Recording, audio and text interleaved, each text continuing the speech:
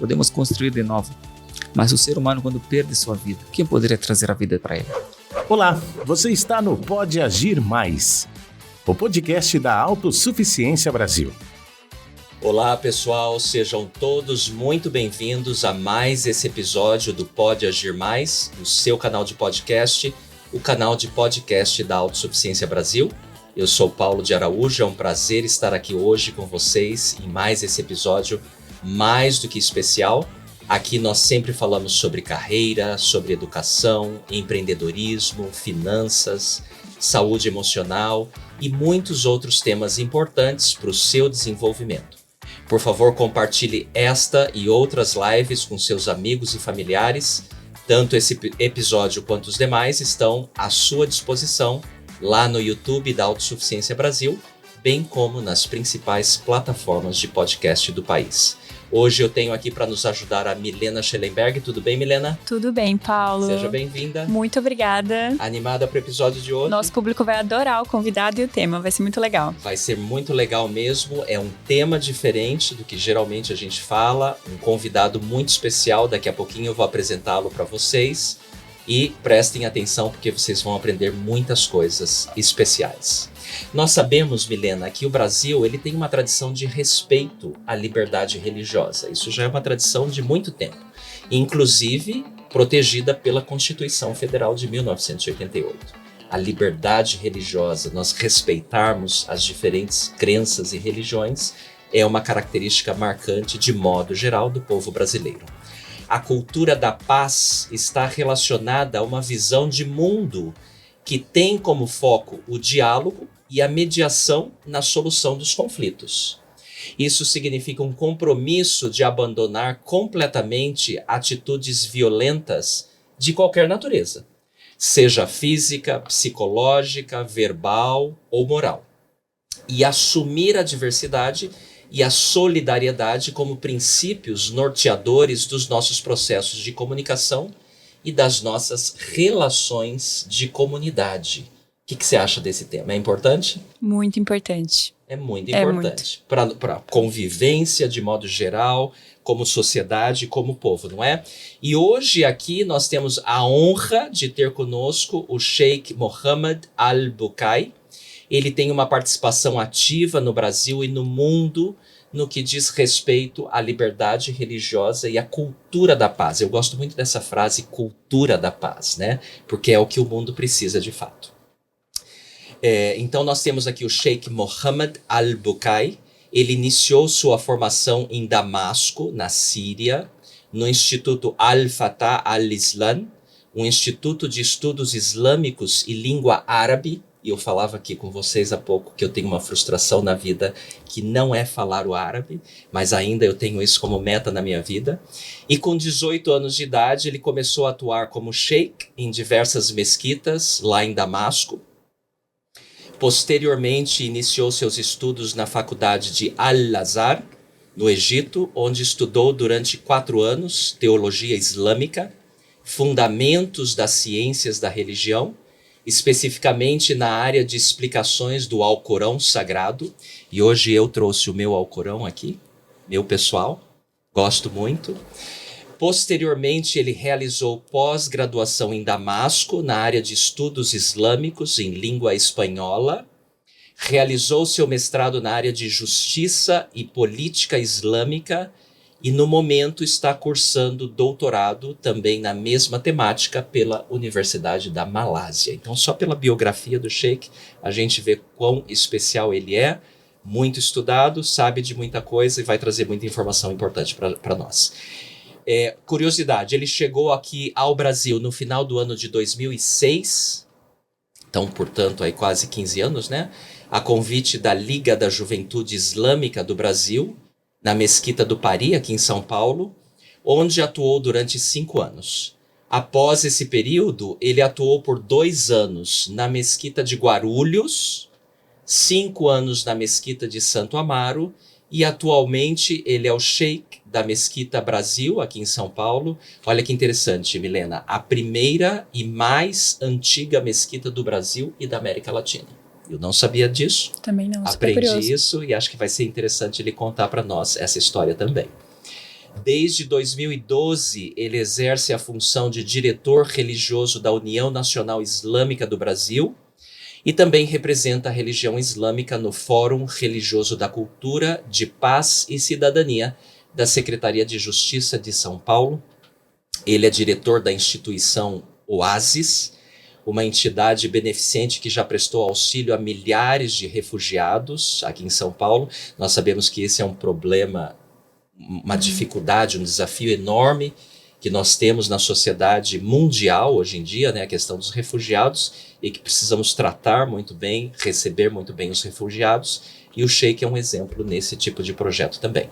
Ele é diretor da entidade internacional Religiões pela Paz, ou Religions for Peace, uma rede global de religiões e comunidades, e também é membro da Heavenly Culture World Peace Restoration of Light, instituição voltada para a paz internacional com sede na Coreia do Sul. Foi diretor de várias escolas islâmicas voltadas para a memorização do Alcorão. Isso é uma dificuldade hoje em dia por conta da língua e da idade, da cabeça, e também da língua árabe em São Paulo. Representou a religião islâmica em diversos eventos e congressos nacionais e internacionais, e por 2 anos seguidos, 2019 e 2020, esteve, olha que interessante, esteve na lista dos 500 muçulmanos mais influentes do mundo, segundo a Royal Islam Strategic Studies Center. Então, é nosso prazer, e eu gostaria aqui de dizer Assalamu alaikum. Gostaria de dizer Shukran liujudikum huna. Que bom. Marhaban, Ismi Paulo, Tasharafna, إلنا الشرف. أهلا وسهلا، الشرف إلنا. شكرا على الدعوة. أنا اسمي محمد البقاعي. شكرا. É um prazer, uma honra tê-lo aqui conosco, Sheikh. E nós queremos começar por aí, em português, é claro. Por favor. Conta pra gente a sua história, né? De como você veio para o Brasil, ou da sua juventude. Acho que é uma história muito interessante, muito importante. E, de novo, é um prazer, uma honra tê-lo aqui conosco. Muito obrigado. Eu quero saudar a todos com a nossa saudação islâmica. Assalamu alaikum. Que a paz de Deus esteja com todos vocês. Muito obrigado. Me sinto muito honrado estar aqui com vocês. Espero que possamos, né, transmitir para todas as pessoas uma visão correta da nossa cultura, nossa religião islâmica. Eu quero só assim, falar uma coisa que o nosso tema de hoje não foge muito daquilo que você sempre fazia, né, no canal, que procura o bem-estar do ser humano. Exato. Porque a religião nada mais do que também, de uma forma ou outra, tem o mesmo objetivo, bem-estar do ser humano. Do ser humano. Então, eu acredito que esse tema também faz parte, não foge muito daquilo que vocês sempre fazem, né? E para falar um pouco, né, de mim mesmo, que comecei assim a minha vida numa assim família religiosa. Na verdade, lá na Síria, meu pai era o sheik, meu avô também era o sheik. E com 12 anos de idade que meu pai assim, me levou para também dar continuidade daquilo que ele começou a fazer na vida.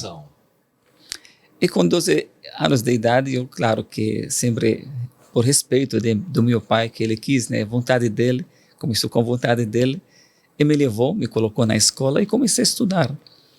Isso foi em Damasco? Foi em Damasco, numa escola bem do lado de uma igreja também lá em Damasco, que é conhecida como a Igreja do Apóstolo Paulo. Sim. Onde lá o Apóstolo Paulo, que é o nome da nossa cidade aqui, ele recebeu a mensagem de Jesus, né? Exato. Aquela história famosa. Sim, Ele tem uma igreja muito grande que foi construída por causa desse evento, e a mesquita fica do lado dessa igreja, que é onde eu estudei. Eu passava todo dia, né, na frente da igreja para poder chegar à mesquita. Eu estudei por 6 anos nessa escola e me formei como primeira formação, né, que eu tive com 18 anos de idade. E claro, quando me formei, os nossos sheiks, né, naquela época falaram para nós, olha, agora vocês já estão com a chave do conhecimento, vocês não pensam que vocês se tornaram sábios agora vocês já têm a chave para pesquisar, para estudar, porque o conhecimento tem um início, mas não tem fim. E realmente até agora estou estudando. Esse estudo não para, não tem um fim. Sempre a gente aprende, todos os dias a gente aprende. Depois me formei também no Al-Azhar, no Egito. A Universidade de Al-Azhar é uma das mais tradicionais universidades do mundo islâmico. Então, uma universidade muito antiga que forma teólogos para o mundo inteiro. Quando você foi para lá, você tinha por volta de 18 anos. É mais ou menos, 18 anos. Aí me formei também lá na faculdade, estudei a ciência da religião, e quando voltei para a Síria também continuei estudando, fiz pós-graduação, mas dessa vez na língua espanhola. Eu escolhi a espanhol porque depois da minha formação teológica, eu estudei um pouco sobre a vida dos muçulmanos fora dos países islâmicos. Eu percebi aqui na América do Sul, né, América Latina, que muitos muçulmanos eles acabam se perdendo a sua identidade. Para mim era isso uma coisa muito estranha, né? Como uma pessoa pode assim perder a sua identidade, sua religiosidade. Isso me levou para estudar a língua espanhola para poder assim um dia viajar. Então você já tinha esse desejo de um dia vir provavelmente para a América do Sul e ajudar nesse sentido. Mas quando me formei nesse pós-graduação, recebi um convite do Brasil. Aí então, falou, não, eu deveria ter estudado espanhol, exatamente, o português. Não, espanhol. Mas falou que são duas línguas assim, semelhantes, parecidas. Aí cheguei aqui comecei a falar portunhol, né? Aí, mas com o tempo já, graças a Deus. Você se considera fluente em espanhol ainda hoje? Não tanto, não. Mas eu entendo tudo. Mas você não morou em outros países da América do Sul? Somente o Brasil. Isso já tem mais de 15 anos já. Que coisa. E a Síria com o Brasil sempre teve uma amizade centenária, que vem de muito tempo. Uma colônia, especialmente aqui em São Paulo, uma colônia muito forte, muito grande, participativa na sociedade como um todo, né? Nós temos aqui em São Paulo, por exemplo, o Hospital Sírio-Libanês, exatamente, que é um dos principais hospitais privados do país. E isso mostra a força da comunidade síria aqui. Imagino que você tem, claro, contato com toda essa comunidade. Como é para os sírios viverem aqui no Brasil? Porque são culturas completamente diferentes, né?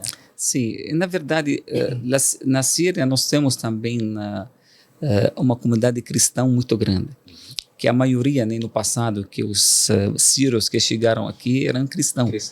Então eles fizeram muitos assim, templos, igrejas, e muito trabalho também que fizeram. Trabalho foi social, bem né? Social e comercial também. O Rua 25 de Março, por exemplo, foi basicamente de sírios, né? Que eles começaram esse trabalho lá e participaram de uma forma muito assim positiva, né, na construção da cidade de São Paulo, em todas as áreas, na medicina também, como você citou. Então ele se tornou aqui o Brasil o segundo país, a segunda pátria, né? Muitos deles hoje já têm terceira, quarta, quinta geração. Talvez eles tenham muito desejo de falar o árabe, né, como você falou, né? Mas acabam ficando aqui. Então não é comum que nas famílias se fale só o árabe. Acaba que vai perdendo a língua, né? Quando, infelizmente. Quando os pais não falam em casa o árabe, aí os filhos vão aprender aquilo que os pais falam em casa. E como que o seu trabalho nas mesquitas ajudam nessa questão de redescobrir essa identidade desse povo? Então, a questão da língua realmente foi importante, porque aqui também, quando eu cheguei aqui, me esforcei assim, bastante para poder falar os sermões de sexta-feira, as aulas na língua portuguesa, porque, como falei, que as pessoas, muitas pessoas que eles não dominam a língua árabe. E, aliás, tem muitas outras nacionalidades que são muçulmanos, mas eles não são árabes. Sim. Mas aqui no Brasil todo mundo fala português. Então, por exemplo, a Indonésia, para as pessoas que não sabem, é o país com o maior número de muçulmanos do mundo. Né? Que não é árabe, eles não falam árabe. É outra língua. Exatamente. E aqui na mesquita, por exemplo, a gente tem todas as nacionalidades, né? Se vê na mesquita muitas nacionalidades que não falam árabe. E os próprios árabes, né, descendentes dos árabes também, eles não dominam muito o árabe, aquele árabe também que o clássico, né, que é mais formal. Então o português ajudou, né, muitas pessoas para entender bem também a mensagem da religião, porque mesmo falando a língua principal, a língua árabe, se as pessoas não entendem, aí não adianta. Por isso que a gente tem que falar em português, incentivando as pessoas a aprender o árabe. Exato. Para a mensagem chegar, tem que a mensagem primeiro chegar, para poder também assim chamar a atenção das pessoas, para preservar e aprender, né, a língua árabe, não só por ser assim a língua dos pais, mas a língua da fé também. Exato. Porque o livro sagrado, o Alcorão, ele foi revelado na língua árabe, está preservado, está protegido da sua língua original. Então hoje você citou, por exemplo, a Indonésia. Eles recitam o Alcorão, eles leem o Alcorão, o árabe, né? Eles aprenderam por causa da fé, né? Por causa memorizam por causa da fé. Então uma coisa comum que todo mundo tem, né? Por causa da fé, que as pessoas precisam também aprender o árabe, porque é uma língua que ajuda muito, né, a entender a palavra de Deus. Excelente, Sheikh. E aí você vem para o Brasil. Quando você veio para o Brasil, você já veio com essa designação de ser um líder religioso em uma mesquita. Foi você quem escolheu o Brasil ou alguém te designou para vir para cá? Então, quando me formei na pós-graduação, eu tenho meus professores, né, os sheiks da Síria, eles sempre vêm aqui no Brasil para participar nos congressos feitos aqui da comunidade islâmica. Então, desses congressos, né, que a mesquita do Paris, que é a primeira mesquita que assumi quando eu cheguei aqui no Brasil, eles pediram alguém, né, um sheik que poderia ajudar, porque aqui no Brasil não tem faculdades que formam teólogos muçulmanos. Acho que os judeus também, a comunidade judaica não tem faculdade de formar rabinos, por isso eles também têm que para fora. De fora, né? Então eu acabei, quando eles voltaram para a Síria, me convidaram, né? Me chamaram para se poder, né? E eu falei, eu vou assim, vou tentar, né? Eu não conheço o Brasil, Que nunca você pensei na sabia minha. do Brasil? Só futebol, só escutava essas coisas básicas? Aquelas coisas que todo mundo sabe, né? Mas eu nunca tinha pensado que um dia poderia assim, ficar aqui no Brasil. Eu aceitei o convite para ficar um mês aqui, passar o mês do Ramadã, né? Que é o mês mais. Eu estou aqui quase mais do que 15 anos. Então foi esse convite, porque, como eu falei, que aqui não tem faculdades que formam teólogos, a comunidade tem que trazer de fora. E quando trazer de fora, tem essa dificuldade também de o sheik aprende também a língua para poder comunicar com a comunidade e Sim. até com as pessoas que querem conhecer o Islã. O Islã é uma religião muito famosa, mas é muito pouco conhecida. Exato. As pessoas conhecem pouco da religião, mas infelizmente tem uma imagem muito distorcida, né, que Negativa passa na mídia, por muita negativa, gente, exatamente. Então acho que isso é muito importante para o diálogo, para poder entender, porque a pessoa quando não conhece, ele fica com medo, né? A pessoa, E aí você chega no Brasil, imagino que no começo deve ter sido difícil a adaptação, porque são culturas completamente diferentes, línguas diferentes, costumes, comida, tudo diferente. Você tomou algum tempo para se adaptar a essa realidade? Não muito tempo, porque cheguei para uma comunidade também que a maioria, né, que são árabes e descendentes dos árabes. Então eles já têm mais ou menos uma cultura parecida, né? Sim. Então lá comecei, né, mas depois assim comecei a aprender a língua e comecei a ver outras pessoas, aí comecei a entrar na cultura brasileira.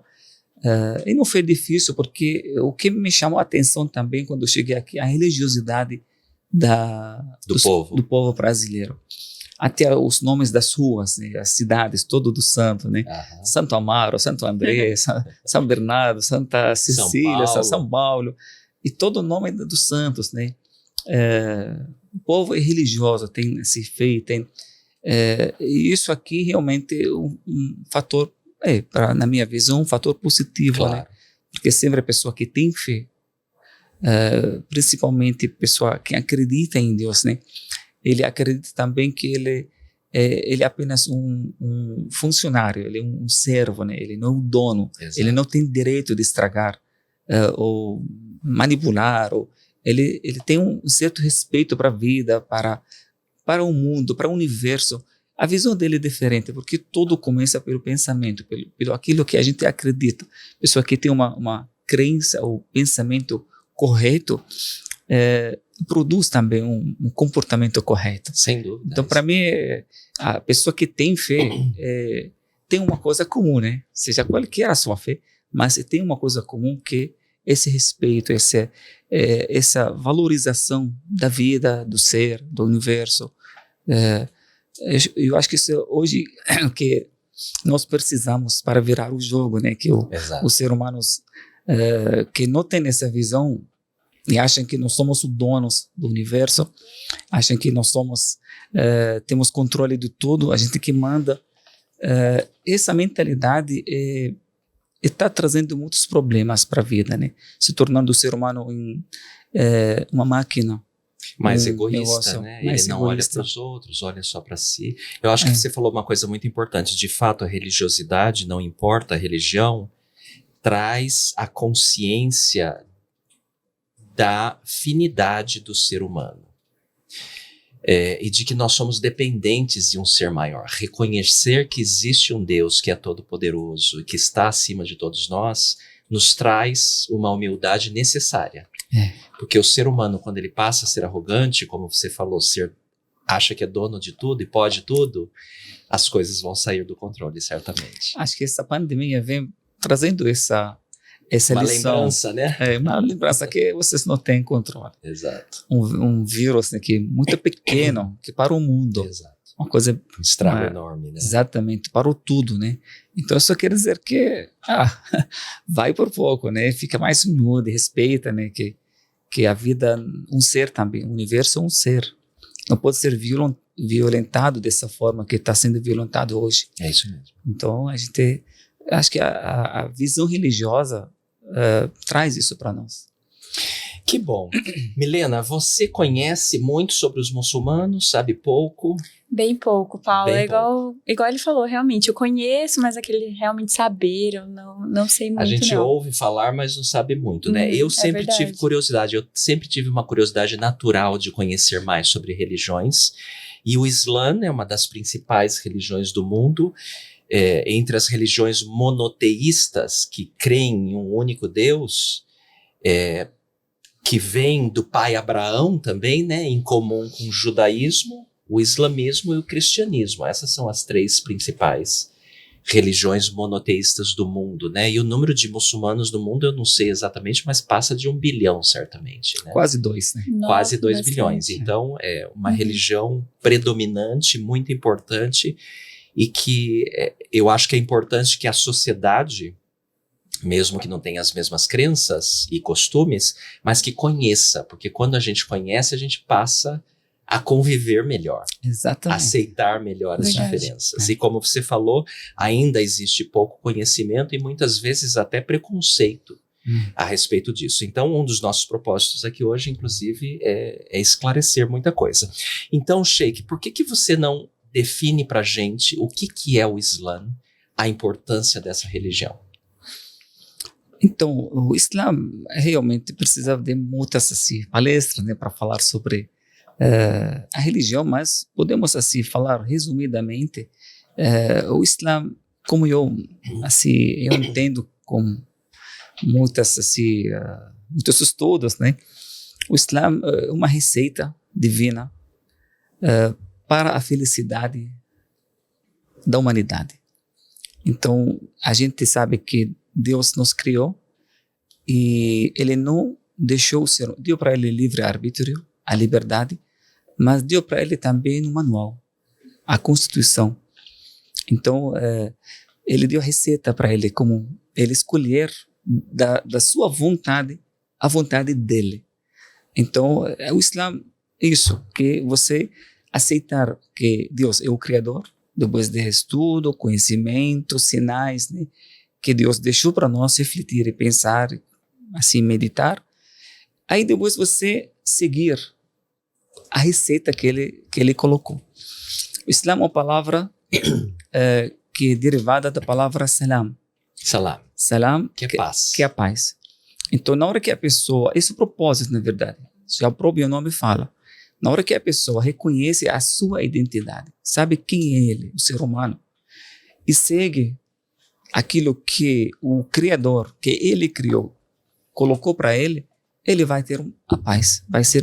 Vai ter a paz interior, através da fé, e exterior, por meio do contato com as outras Do pessoas. relacionamento com os outros indivíduos. Exatamente. Então, todas essas crenças que a gente aprende, por exemplo, os pilares básicos da religião, nós temos 6 que são da fé, tem mais 5 da prática e tem a coroa que é o bom caráter. Então são 3 dimensões da religião islâmica. Eu sempre falo como se fosse uma árvore. A árvore tem suas raízes invisíveis, que na parte da fé, que é dentro do coração, e tem a parte exterior, que é os ramos da árvore, e tem os frutos também, que no final a árvore pode dar para as pessoas. Então, 6 pilares: crer em Deus único. Em árabe, Deus tem nome. O nome dele é Allah. Allah. As pessoas talvez achem que Allah é o Deus dos muçulmanos, ou um Deus específico. Não. Allah É o Deus de tudo. exatamente. Os cristãos árabes, a Bíblia árabe só fala Allah, só diz Allah, né? Então, os cristãos, os judeus, todo mundo adora Allah. Então, o nome de Deus é Allah. Então, esse Criador que criou tudo, nós prestamos adoração para Ele. E também crer nos anjos. Os anjos que Deus criou são criaturas feitas da luz, é diferente da matéria do homem, que foi criado do barro da terra. Os anjos têm função muito importante também. São invisíveis, mas também são presentes, né? Tem 12 anjos protetores de todo ser humano, que eles protegem ele. Tem 2 anjos social, que eles anotam o que a gente fala, o que a gente faz. E tem os anjos, grandes anjos, como o anjo Gabriel, que ele foi um intermediário que sempre é responsável de carregar. Né? Exato, com todos os profetas, né, que eles revelou, né, trouxe a mensagem da revelação para os profetas. E tem a anjo da morte, que as pessoas não têm muito afinidade, né, mas ele existe também. E tem outros anjos, né, que têm muitas funções, eles não têm livre-arbítrio, são perfeitas, né, criaturas perfeitas. E além disso, tem a terceira criatura que o Alcorão fala para nós, que também no mundo ocidental parece uma fantasma, né, que as pessoas talvez não estão acostumadas de ouvir sobre os gênios, né? Os gênios, a terceira criatura que Deus criou, que o famoso Satanás faz parte, né? O Satanás faz parte desse grupo que foi feito do fogo, da energia. O fogo, a terceira criatura, também tem livre-arbítrio como os seres humanos. Então, são 3 tipos de criaturas que Deus criou. O muçulmano acredita em todos os mensageiros que Deus enviou. Para nós, o primeiro mensageiro é o nosso pai Adão, que foi a primeira criatura, mas também foi o primeiro mensageiro e passou por muitos profetas, como Noé, como Abraão, como Moisés, como Davi, Salomão, José, Jó, e finalizou com Muhammad. Muhammad, para nós, é o último mensageiro. O único. Que foi no ano 600, mais ou menos? 570, né? 570. Então, agora estamos no mês do nascimento, aliás, estamos comemorando nesse mês o nascimento do profeta. Como chama o mês em árabe? Rabia al-Awwal, isso, primeiro Rabia, né? Que é primavera. Então, todos os mensageiros, o muçulmano reconhece todos. E nós acreditamos que todo mensageiro ele faz atualização, ele dá continuidade. Ele não vem de uma coisa diferente, mas traz uma legislação nova, porque a humanidade fica crescendo, desenvolvimento. Então teve uma atualização e finalizou com o profeta Muhammad, que vem depois de Jesus, né? 500 anos depois do profeta Jesus, que é para nós um dos grandes mensageiros, profetas. Jesus no Alcorão, ele tem citado, né, o nome dele 25 vezes pelo nome, mais do que o profeta Muhammad, que só 5 vezes foi citado pelo nome. A história do Jesus também foi citada muito, né? A Maria, que é a única mulher citada pelo nome no Alcorão, que ela tem um capítulo inteiro que fala me chamou muito a atenção isso, quando eu li. Então, isso quer dizer que a fonte é a mesma, né? Que essa aqui dá continuidade daquilo que foi revelado anteriormente.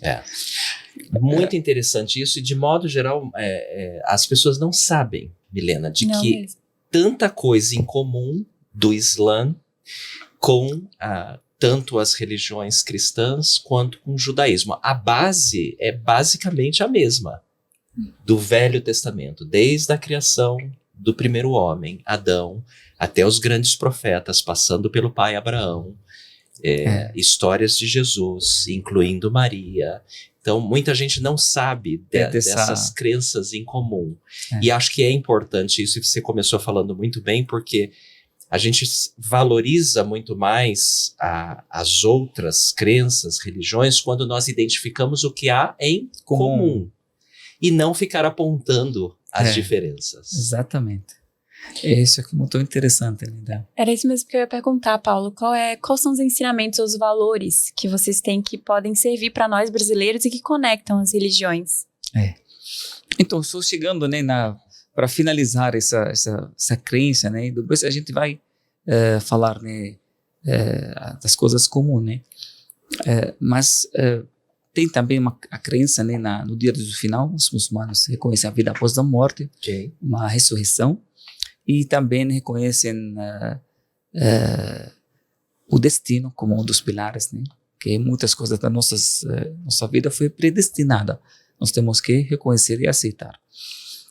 Também tem 5 pilares da prática, que é testemunhar que Deus é o único, reconhecer Muhammad como profeta, tem 5 orações diárias, e que o muçulmano tem que fazer, tem o jejum do mês do Ramadã, e tem uma taxa, né, que chama o Zakah, uma caridade obrigatória que o muçulmano tem que pagar, e tem a peregrinação também, que a Meca, uma vez na vida, se a pessoa tem condições. Imagino que você já tenha ido várias vezes. 2 vezes. Né? 2 vezes. Duas vezes. Impressionante, eu já vi vídeos ali, é uma coisa impressionante, né?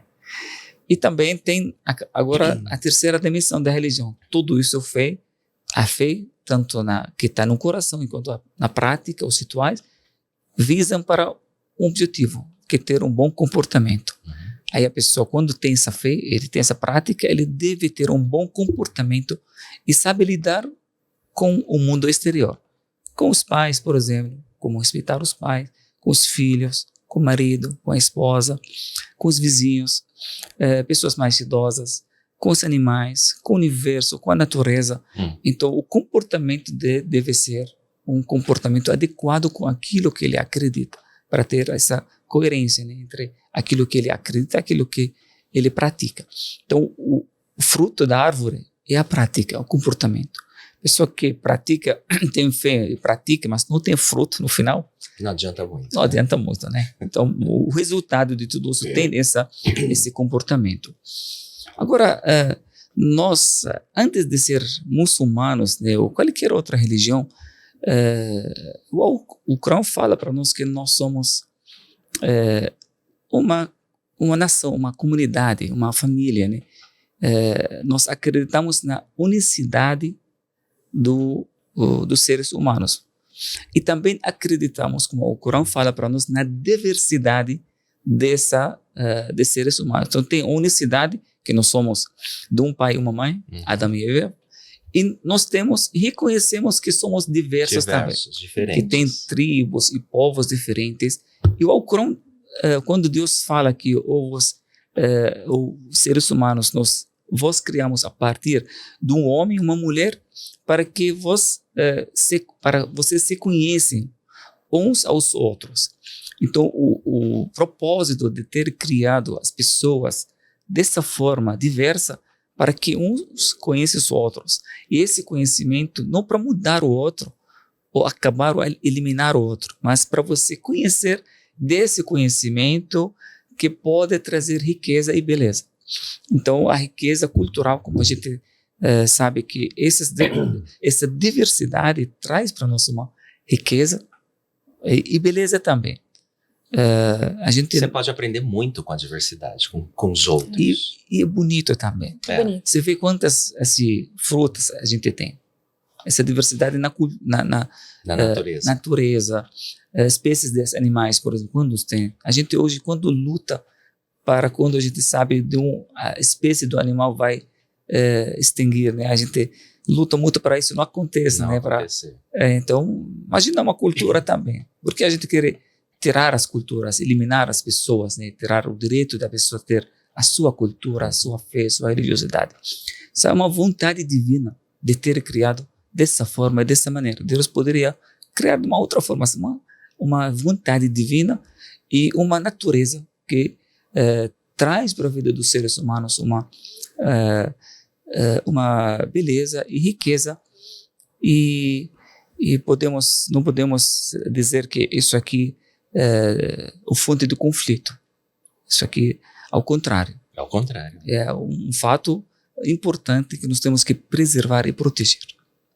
Excelente. E da pergunta da Milena, o que mais que você vê de comum com outras crenças? Em termos de valores, o que é importante para o muçulmano, que também é importante para a sociedade brasileira ou para Isso aqui outras ligado religiões? com a nossa humanização. Nós temos, todos os valores são comuns. Não tem esse valor que é valor para mim e valor para o outro nem o valor. Pode ser algumas assim detalhes, mas em geral o valor é ligado com o humanismo, não com a fé, né? Uhum. Por isso Deus, quando criou o ser humano, criou com assim certos valores, né, que ele reconhece, sim, assim. Não precisa nem aprender, né? É Exatamente. intrínseco. O Exatamente. indivíduo nasce com aqueles valores. Por isso eu sempre falo que nós precisamos humanizar a humanização antes da religiosidade. Então, deixar a pessoa reconhecer ele como ser humano. Exato. Eu sempre dou exemplo, se a gente tem um pote suja, contaminada, não adianta o que você vai colocar nela. Pode colocar água pura, purificada, transparente, ou leite, que é muito branco, né? Se colocar qualquer coisa, vai ser contaminada. Uhum. Então o problema não está nem na água, nem na leite, nada. O problema está no pote. O pote tem que ser limpo para poder. Então o ser humano, antes de receber qualquer religião ou religiosidade, tem que ser humano. Tem que ter valores humanos. Então hoje o nosso trabalho comum, eu acredito que é independente, porque as religiões nada mais do que são línguas diferentes. Eu falo árabe, você fala inglês, eu falo espanhol, são línguas, mas para expressar a mesma coisa, só fala de uma língua diferente. Por isso nós temos muitas coisas comuns como seres humanos.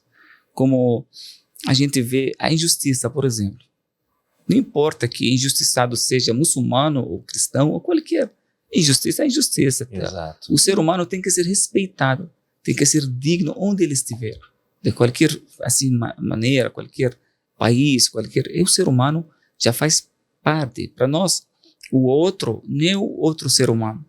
O outro animal, pode ser. Mas agora o ser humano, o outro é o seu irmão. Exato. Então, nós temos que humanizar as pessoas. Isso aqui é uma coisa comum.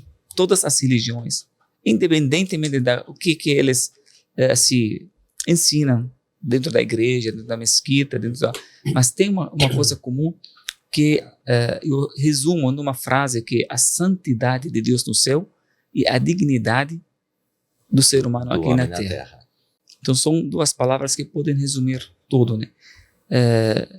O ser humano é a criatura mais sagrada que nós temos, mais sagrado do que a mesquita, mais sagrado do que a igreja, mais sagrado do que a sinagoga, porque esses templos fomos nós que construímos. Sim. Nós Feitos de pedra. Nós que construímos as mesquitas, templos, mas o ser humano, uma construção divina. De Deus. Foi Deus quem construiu o ser humano. Se uma mesquita destruída, uma igreja, podemos refazer de novo. Podemos construir de novo. Mas o ser humano, quando perde sua vida, quem poderia trazer a vida para ele? Quando destruímos esse edifício, esse prédio que Deus construiu, quem poderia trazer de volta uma vida humana? Então, é por isso que para nós o mais sagrado é o ser humano. O ser humano. Então, é por isso que nós temos esses valores comuns, que tem que ser combater a ignorância, a injustiça, a opressão, ignorância, tudo isso aqui tem que ser combatido, né? A violência hoje que está muito, né? A intolerância, todos esses fatores, todo mundo está de acordo que são doenças sociais que nós temos que trabalhar junto para poder. Agora, onde você vai fazer sua oração, aquilo que você acredita, isso aqui é uma coisa muito pessoal, muito particular. Volta para cada um, da convicção de cada um. Por isso vê a liberdade religiosa como valor, como para nós um princípio corânico. Deus diz no Alcorão, La ikraha fi din. Um princípio já antes da declaração dos direitos humanos, né, da ONU. Já 1400 anos atrás, Deus já tem um versículo do Alcorão, fala La ikraha fi din, que não há imposição enquanto a religião. A religião, isso Deus está falando. Quem criou o ser humano fala, a religião não pode ser forçada. Eu criei o ser humano com livre-arbítrio para escolher seu caminho. E é ele quem vai julgar. No dia do final, ele que vai julgar as pessoas. Nós não temos esse direito de julgar as pessoas e classificar quem é bom, quem é ruim. Mas o julgamento vai ter um dia de julgamento. Nós vamos prestar contas e Deus, o justo, que ele vai determinar esse é o direito dele, não o direito nosso. O que nós precisamos fazer é estar entre os justos, né? E como você disse, as ações, os frutos. Que lindo, não? A fala do Sheikh sobre humanização antes de religiosidade. Incrível. E daqui a pouquinho a gente vai falar mais sobre liberdade religiosa, mas antes eu gostaria de falar um pouquinho mais sobre as crenças, né? Como eu disse aqui no começo, eu tenho um Alcorão, já li partes, algumas partes mais fáceis do que outra. Eu acho linda a primeira sura, né, que se chama. A primeira sura, que é Al-Fatiha. Al-Fatiha. Al-Fatiha. Isso. Al-Fatiha.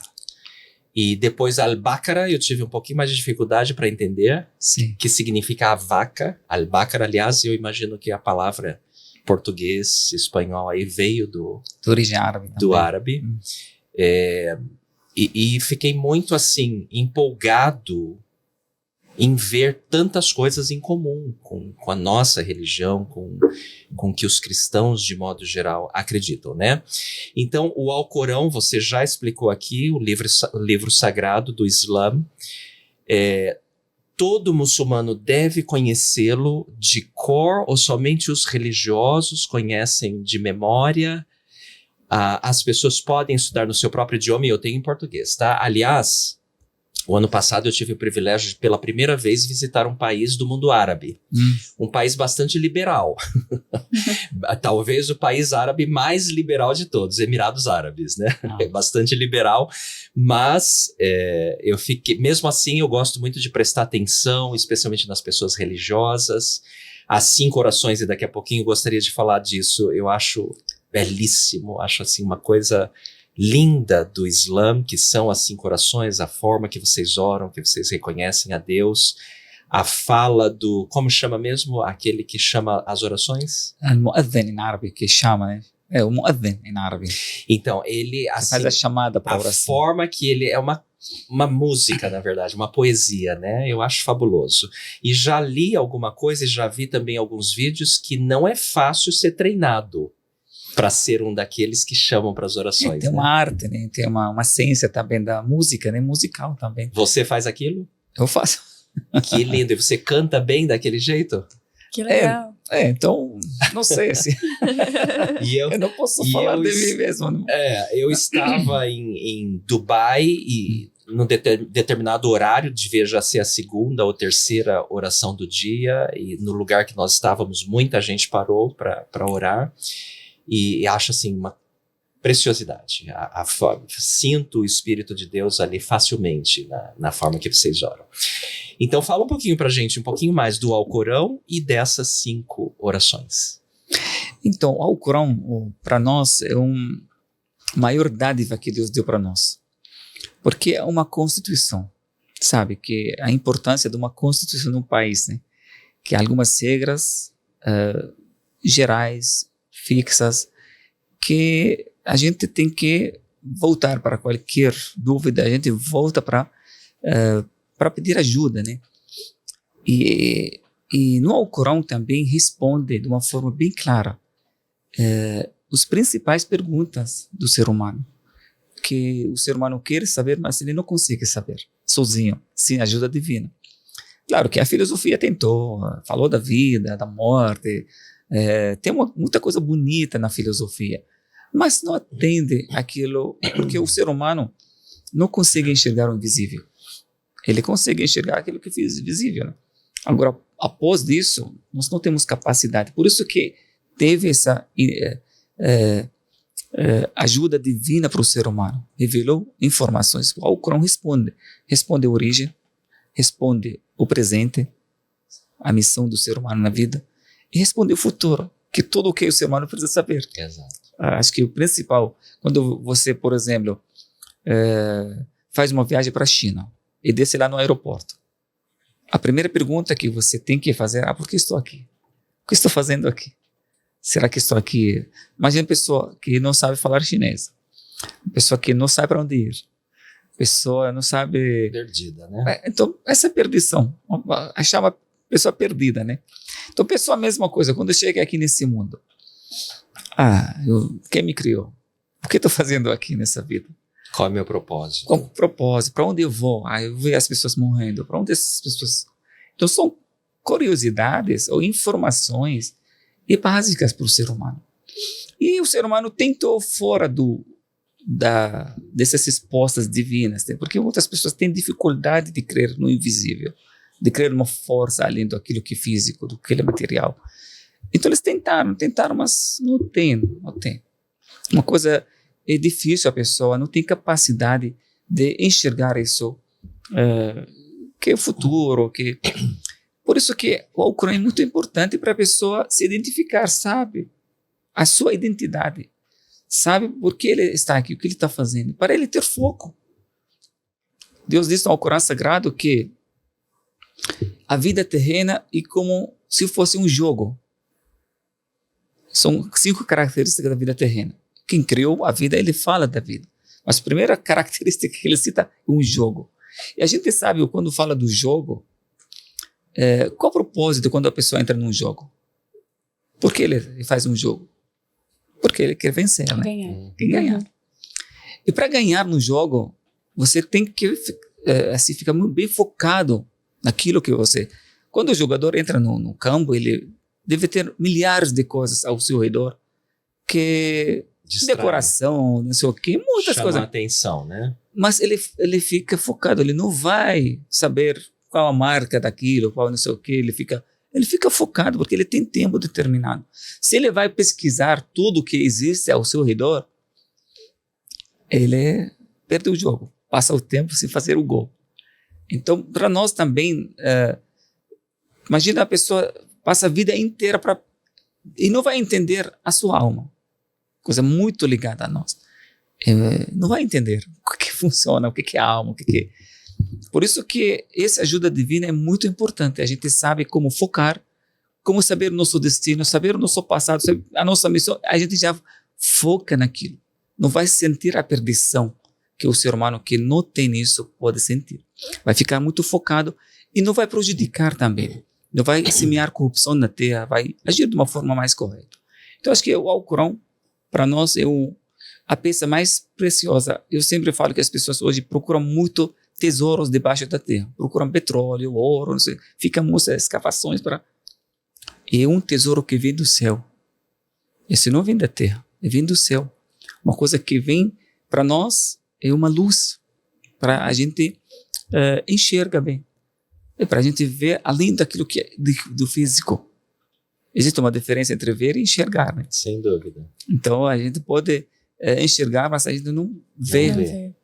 Então, é muito importante o Alcorão para nós, a luz divina, que a gente enxerga as coisas de uma forma correta. Eu sempre falo que... E ele tem várias traduções, por exemplo, que nem a Bíblia que tem por João Ferreira de Almeida, ou ele é um único livro? Igual o livro de Mormon que a gente acredita, ele foi escrito por profetas. Sim. Então ele é único, ele não tem outras escritas. Versões. Outras versões, isso. Na verdade, o original árabe só tem uma, não tem duas. Entendi. Todo muçulmano ele tem o Alcorão no árabe.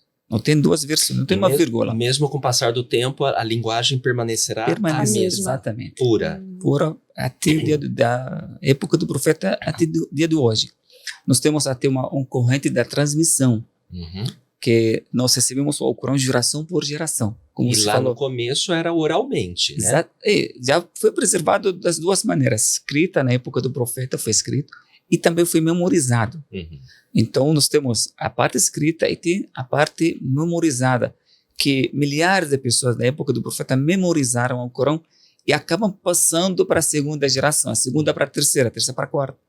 Então, geração até o dia de hoje, nós temos essa linhagem da transmissão da pouco por pouco até chegar até o profeta. E você é um desses privilegiados que memorizou o livro e Então, para se formar o Sheikh o Al-Azhar, tem que ser Precisa. precisa. legal. uau. Precisa, não pode E a se gente- formar A sem. gente está falando em bem português de 500 e tantas páginas, né? Mas aqui é muito normal ver nos países muçulmanos crianças com 12, 13 anos Já Que conhece. já sabe. já memorizam o Corão inteiro. Já tem Impressionante. milhões. Eles ficam começando assim com a idade bem pequena e vão com 11, 12, aí eles memorizam o Corão de uma forma Impressionante. Bom, é a impressionante. idade certa, porque depois de velho fica difícil, difícil, memorizar as coisas. Então esse é o Alcorão, né? Como eu falei, que uma luz que ilumina a parte racional da pessoa. A gente sabe que a visão é uma ferramenta muito poderosa, mas ela precisa do intermediário, precisa da luz. Se a gente desliga agora as luzes aqui, a gente não enxerga Não nada. adianta nada. Pode abrir seus olhos, o problema não está nos olhos, mas precisa do intermediário. É diferente da audição. A audição não precisa. Mas a ver, né, você enxergar, você precisa da luz. A mente também. A mente, ela não enxerga sem luz. Ela enxerga até certo tempo, né? Até certo. Por isso que a nossa mente, ela precisa do intermediário para poder entender bem as coisas. Aí que vem o Alcorão, essa luz. Deus falou que revelamos, anzalna ilaykum nuran mubina, que revelamos a vocês uma luz clara, que quando você coloca o Corão, aí você ilumina, aí você enxerga, aí você consegue ver as coisas como deveria. Se você desliga, aí você fica assim, sem enxergar nada. As orações são 5 orações diárias, eu chamo como 5 refeições. Sim. Da mesma forma que a gente come mais ou menos 5 vezes. Né? Alimenta o corpo, tem que alimentar a alma. Exatamente. São horários que seguem o movimento do sol. Tem a primeira oração hoje, 5 horas de madrugada, feita, né? Até o nascimento do sol tem esse horário. E depois vem no meio-dia, tem a tarde, tem o pôr do sol e tem a noite. São 5. Mas os horários são fixos, Mudam dependendo do país, do lugar, porque segue o movimento do o sol. movimento do sol sim. Exatamente. O nascimento do sol, aí o pôr do sol também. Por isso ele muda. Todo dia muda um pouquinho, né? Por Sim. causa desse movimento do sol. Mas são, assim, fixos, né? Muda o horário, mas o movimento, assim, fica todo ano antes do pôr do sol. Aí, o meio-dia, quando o sol fica no meio do céu. Então, são assim, organizados pelo movimento do sol. E são 5 refeições que a alma precisa. A nossa alma não vem da terra. A nossa alma vem do céu. O nosso corpo vem da terra. Por isso, o alimento do corpo também vem da terra. Todo o nosso alimento do corpo vem da terra. Mas a alma não vem da terra. Ela vem do céu. Por isso, tem que ter essa ligação com o céu. Por isso, quando a pessoa fala, o que é o muadhin, né? A chamada pela oração? O que é? Ele fala, para começar, no mundo islâmico, a chamada feita no alto-falante. Aí a pessoa, onde ele estiver, no mercado, no trabalho, ele vai ouvir. Aí ele começa... Toda mesquita tem lá o alto-falante externo, né? Exatamente. Antigamente ele subia lá na torre. Como chama a torre mesmo? Esqueci. Medana, né? Medana, isso. Isso. Ele subia lá e falava para que toda a comunidade escutasse, né? E se preparasse para a oração. Hoje em dia tem os alto-falantes microfones e tudo mais, né? Aí fala Allahu Akbar. Começa Allahu Akbar. Primeira coisa que fala que Deus é grande. Deus é o maior. É o maior. Então, o maior do quê? De tudo. Pessoa que está agora, nesse momento, está no dia a dia, né? Que está com problema, que está com dificuldade, que está com uma doença, que recebeu uma notícia negativa, Quando ele escuta Allahu Akbar, que Deus é maior, ele sabe que alguém poderia me ajudar. Deus é maior de tudo. E se a pessoa está bem, está ganhando, está feliz, aí escuta também que Deus é maior daquilo que você está. Então Deus é maior e serve para toda essa situação. Aí depois ele fala, venha para a oração, hayya ala salah, né? Que venha para a oração e venha para o falah, falah que para seu sucesso. Por meio da oração, esses minutos que você vai gastar aqui na sua oração, que vem o seu sucesso. Então a sua tranquilidade, sua alma fica mais tranquila, joga tudo aquilo que você está passando e conecta com o seu Criador. Deixa todos os seus problemas com Ele pode resolver, Ele tem esse poder que resolver. Então traz para o ser humano durante o dia 5 vezes essa tranquilidade. A oração é a mesma? Não. Os movimentos são os mesmos, né? Repetidos. Sim, mas as palavras. A surata que você falou que você gostou é recitada em todas as orações. Em todas elas. Que eu estava tentando achar aqui. Ela é a primeira ou não? Não. A primeira, sim. É a primeira. Al-Fatiha. Abertura significa, né? Abertura do Alcorão, né? Que quer dizer? É a abertura do Alcorão. A introdução. Eu acho muito linda. Exato. E fala o seguinte: louvor a Deus, o Senhor dos mundos, o misericordioso, o misericordiador, o soberano do dia do juízo, só a ti adoramos e só de ti imploramos ajuda, guia-nos à senda reta, a senda dos que agraciaste, não a dos incursos em tua ira, nem a dos descaminhados. É apropriado você falar em árabe agora essa? Sim, sim. Pode, por favor? Claro. Bismillahirrahmanirrahim. Alhamdulillahi Rabbil Alamin. Ar-Rahmanir-Rahim. Maliki Yawmiddin. إياك نعبد وإياك نستعين اهدنا الصراط المستقيم صراط الذين أنعمت عليهم غير المغضوب عليهم ولا الضالين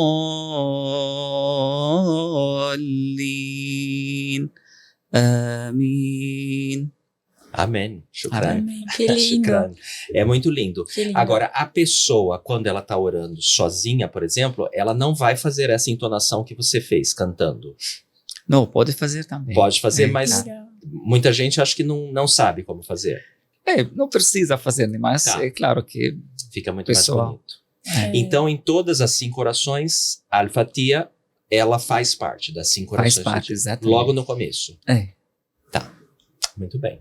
Então entendemos um pouco mais sobre o Islã, uma religião Eu aprendi muito, linda. Paulo. Aprendeu, gostou? Muito mesmo. Muita coisa em comum e nós ficamos muito felizes e gratos. Vamos mudar um pouquinho de assunto, Sheikh, e falar um pouquinho sobre liberdade religiosa, que como você já falou a importância desse tema para o Islã, você sabe que esse é um tema bastante querido para nós, membros da Igreja de Jesus Cristo dos Santos dos Últimos Dias.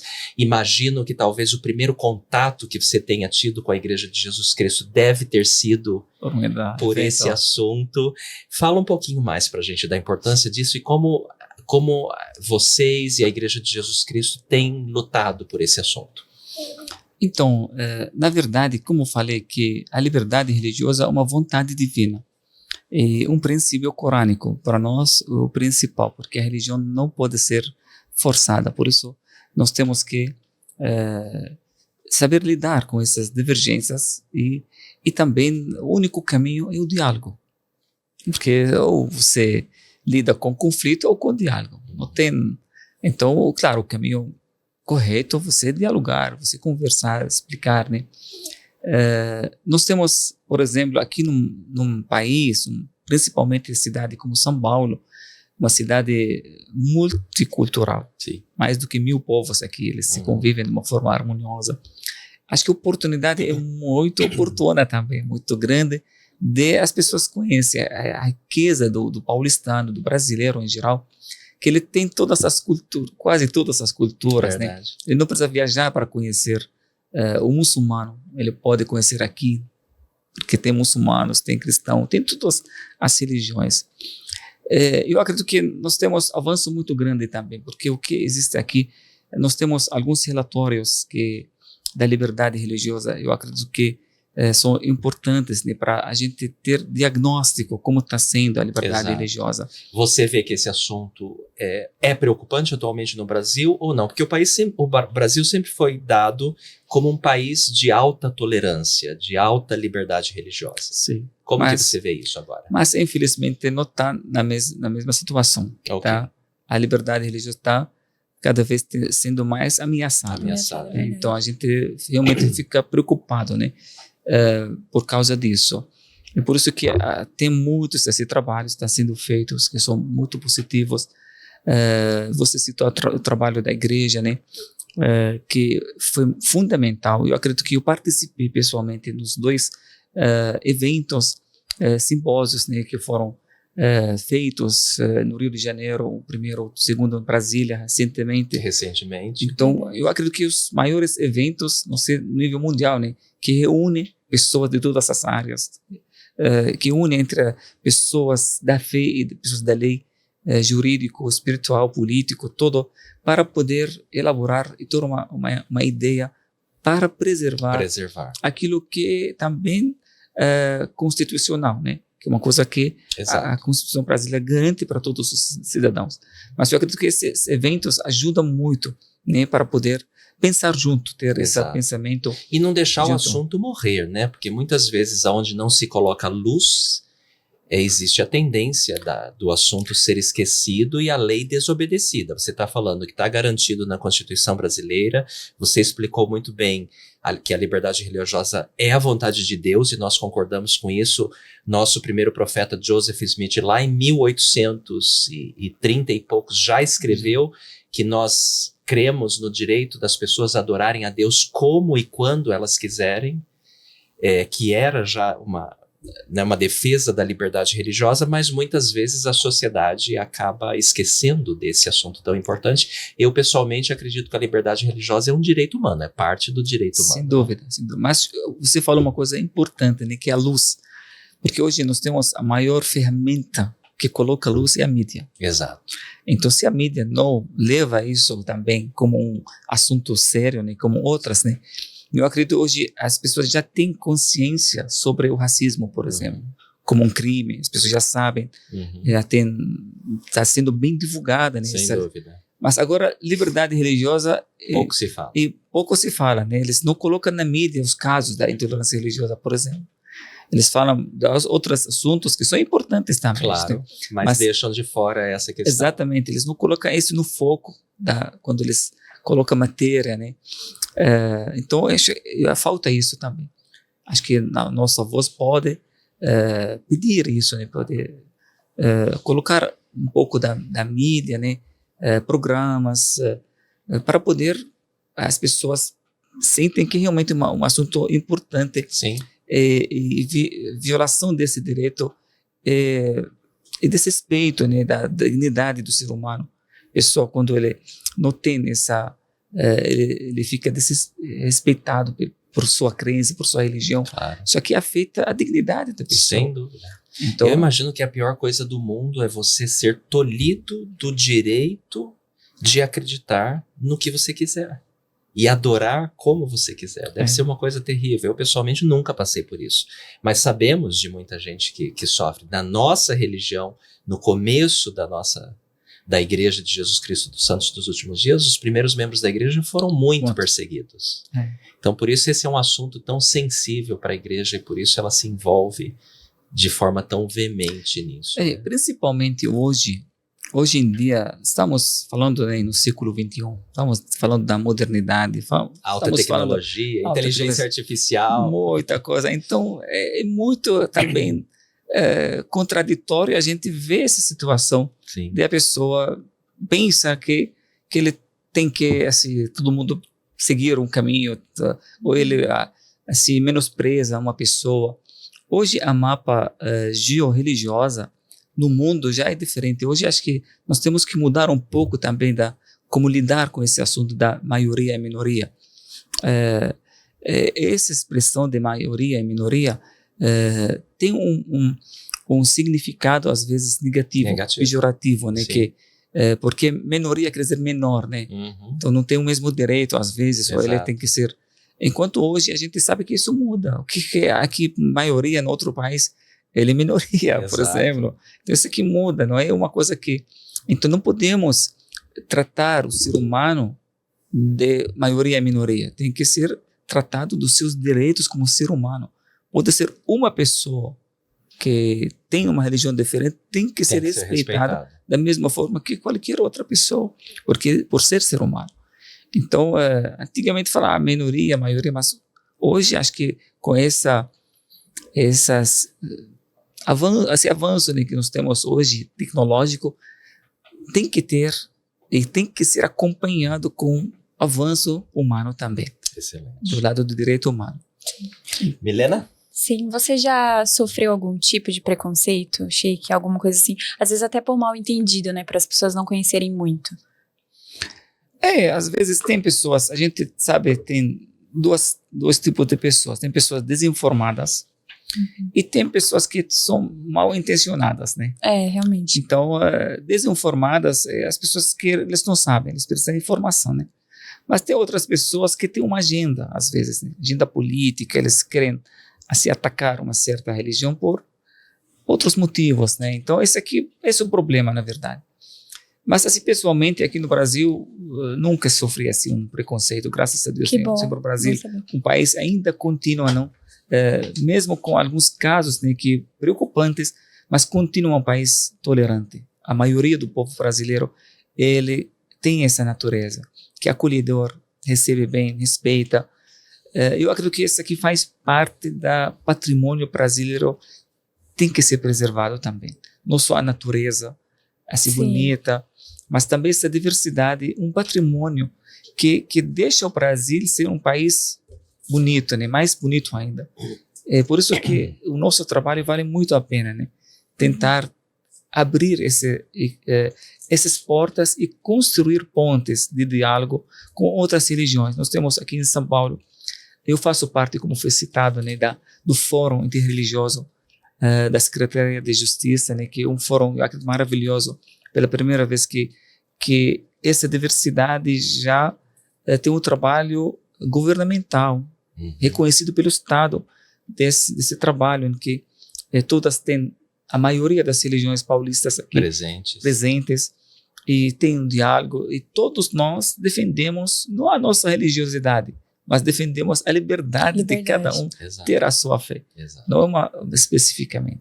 Então, esse é um avanço. Nós temos hoje a lei da liberdade religiosa do Dr. Adamares, né, que devotada, que também foi um avanço muito grande também, acho que o único do Brasil, né, o Estado de São Paulo tem essa lei que garante também e dá direito, né, para a pessoa ainda mais, né, garantido na lei, né, da cidade de São Paulo. Esses eventos que estão sendo feitos nesses diálogos, eu acredito que tudo isso ele vai nos deixar mais ricos, mais tranquilos, né? Você tem esperança, então, olhando para frente. Exatamente. Pessoa que tem fé nunca perde esperança. Ao contrário, são desafios, mas a gente sabe que a esperança não pode se perder. Nunca. Nunca. Muito bem, e falando aqui, vamos já para a parte final, o tempo passou, né? Uma conversa maravilhosa com Sheikh Mohammed Al-Bukai. E nós sabemos da importância, um outro valor muito em comum com a nossa religião, com a religião de vocês, é o serviço ao próximo. Então, você sabe que a Igreja de Jesus Cristo dos Santos dos Últimos Dias, nós fazemos muitos projetos humanitários, projetos sociais. Nós sabemos também que os muçulmanos, é muito importante a questão de servir o próximo, e você já liderou vários projetos humanitários aqui em São Paulo, especialmente com refugiados. Conta um pouco para a gente sobre esses projetos. Eu admiro muito o trabalho da igreja, que realmente trabalho social que a igreja faz, a Igreja de Jesus Cristo, é muito grande, é muito humanitário e em todos os lugares do mundo. Não é assim, não tem fronteira, né? O trabalho já está em todos os lugares, inspira muitas pessoas, muitas entidades, né? De que forma que a gente tem que entender a nossa religiosidade, né? A nossa fé tem que ter fruto. Esse fruto você olhar para outro ser humano. Eu sempre repito a frase assim bonita, quando a pessoa sente a sua própria dor, ele é um ser vivo, mas quando ele sente a dor das outras pessoas, ele é um ser humano. Então, dessa maneira que a gente precisa ter essa empatia, né? Pessoa que saiu como refugiado do seu país, ninguém assim, sai do seu país, da sua pátria, porque ele quer, porque ele gosta. As pessoas gostam do seu país, da sua casa, estão, né? da sua cultura. Ninguém assim sai porque ele quer sair, né? Por isso que a questão do refugiado é uma questão muito humanitária. A pessoa chega não só assim, sem nada materialmente, não tem assim nada, mas ele também fica abalado assim, psicologicamente. Então a pessoa tem que ser bem recebida, tem que ser acolhida. E o Brasil é um dos países, né, que realmente tem esse papel muito humanitário, recebe refugiados. Quando assim, começou a crise na Síria, o Brasil deu para os sírios um visto humanitário, facilitou, né? A gente sabe quantas pessoas morreram no mar, né? Querendo passar para a Europa. Mas o Brasil não abriu um visto humanitário, a pessoa chegar aqui com muita segurança, pegou o avião, né? Ele chega aqui. E por isso que começou a chegar muitos sírios, né, aqui, né? Principalmente na cidade de São Paulo, né, que tem um aeroporto. Sim.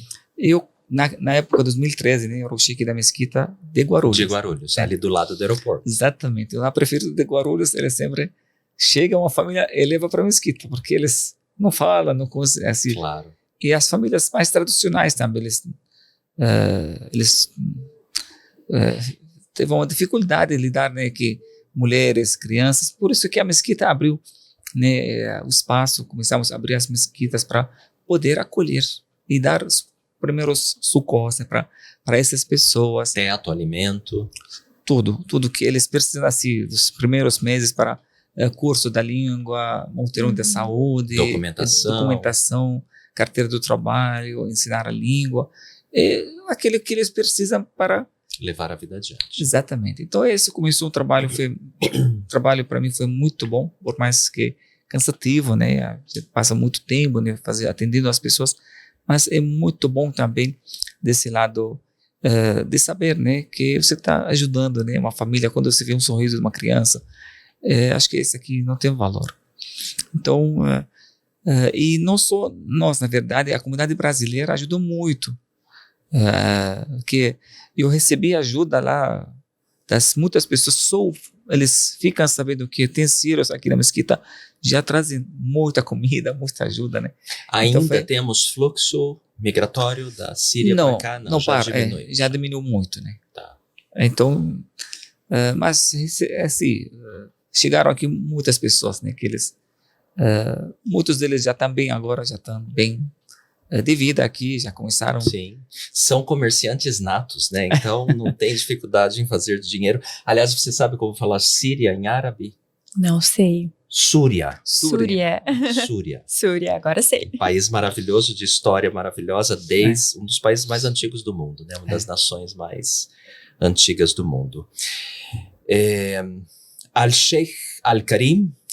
Obrigado. Shukran Jazlan. Shukran jazilan. Shukran jazilan.